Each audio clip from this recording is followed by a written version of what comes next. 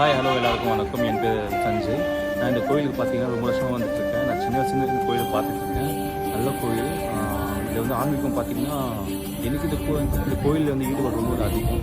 நான் இங்கே வந்து என்னால் முடிஞ்ச அளவுக்கு நான் பெருமாளை வந்து சேவிச்சிட்டு போகிறேன். இது சில நன்மைகளாக ரொம்ப நடந்துருக்கு. இந்த கோயில் எங்கே இருக்குதுன்னு பார்த்தீங்கன்னா நம்ம புருஷவாக்கம் கீழ்ப்பாக்கம் ஜங்ஷனில் இருக்குது.